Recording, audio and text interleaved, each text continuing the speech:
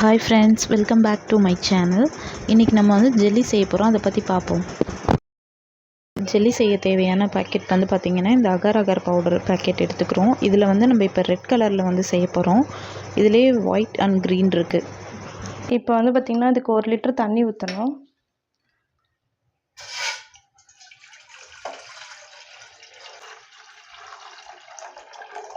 இப்போ வந்து இந்த பாக்கெட் போட போகிறோம்.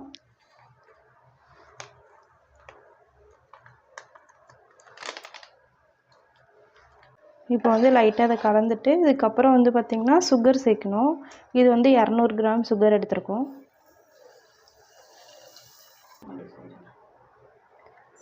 இப்போ சுகர் போட்டாச்சு. கொஞ்சம் அப்படியே மிக்ஸ் பண்ணணும் நல்லா.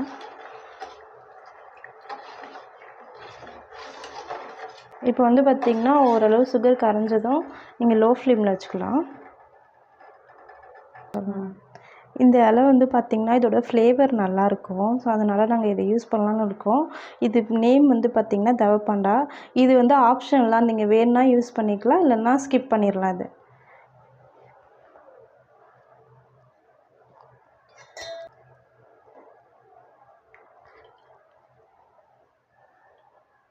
நம்ம ஃபஸ்ட்டு வச்ச தண்ணிக்கும் இப்போ வந்து தண்ணிக்கும் கொஞ்சம் லைட்டாக கெட்டியாக இருக்குது. இன்னும் கொஞ்சம் நேரம் வச்சு பார்ப்போம்.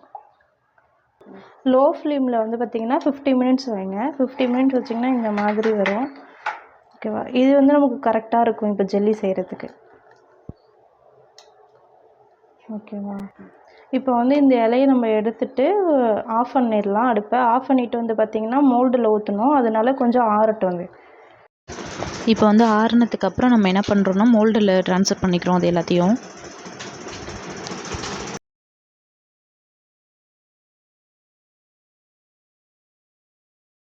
நல்லா மோல்டில் ஃபுல்லாக ஊற்றியாச்சு.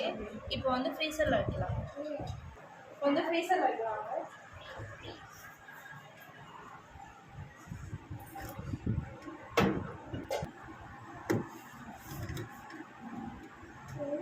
வச்சுட்டோம். இது வந்து ஒரு 1/2 hour கழிச்சு நம்ம எப்படி இருக்குன்னு பார்க்கலாம். நம்ம இப்போ வச்சு பார்த்திங்கன்னா 1 ஹவருக்கு மேலே ஆயிடுச்சு. நம்ம ஓப்பன் பண்ணி பார்ப்போம் எப்படி வந்திருக்கு அப்படிங்கிறத.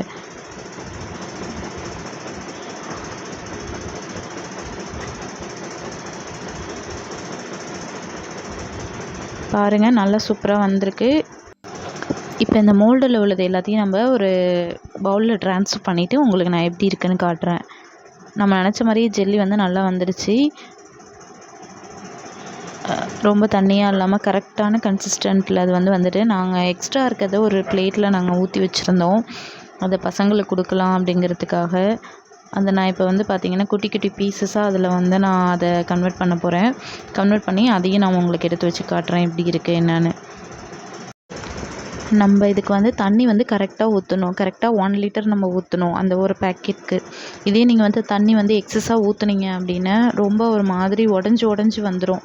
இதுக்கு நல்லா பார்க்க அழகாக ஒரு மாதிரி கண்ணாடி மாதிரி நம்மளுக்கு தெரியும். அங்கே பார்த்தீங்கன்னா உங்களுக்கே தெரியும். நல்லா கெட்டியாக ஒரு கன்சிஸ்டண்ட்டாக நம்மளுக்கு ஜெல்லி எப்படி இருக்குமோ சாப்பிட்றதுக்கு ஏற்ற மாதிரி இது வந்து இருக்கும். நீங்கள் இதே வந்து தண்ணி நிறையா எக்ஸஸாக போயிடுச்சுன்னா அதோட இது வந்து மாறிடும். அதனால் 1 பேக்கெட்டுக்கு நீங்கள் 1 லிட்டர் ஆஃப் வாட்டர் வந்து எடுத்துக்கலாம். இப்போ நம்ம வந்து ரெட் கலரில் வந்து செஞ்சுட்டோம் இன்றைக்கி. இன்னொன்று வந்து க்ரீன் அண்ட் ஒயிட் இருக்குது. அது இன்னொரு நாள் நாங்கள் செஞ்சு காட்டுறோம். இதில் வாய்ஸ் வந்து மிஸ்மேட்ச் ஆகும். நானும் என் சிஸ்டரும் சேர்ந்து தான் இது பண்ணோம். அவங்க ஒர்க் விஷயமாக வெளில போயிட்டாங்க. நான் தான் அதை கண்டினியூ பண்ணேன். ஸோ யாருக்காவது இன்கன்வீனியன்ஸாக இருந்தால் ஸோ சாரி, மன்னிச்சிடுங்க. தேங்க்யூ. நெக்ஸ்ட் வீடியோவில் பார்ப்போம். பாய்.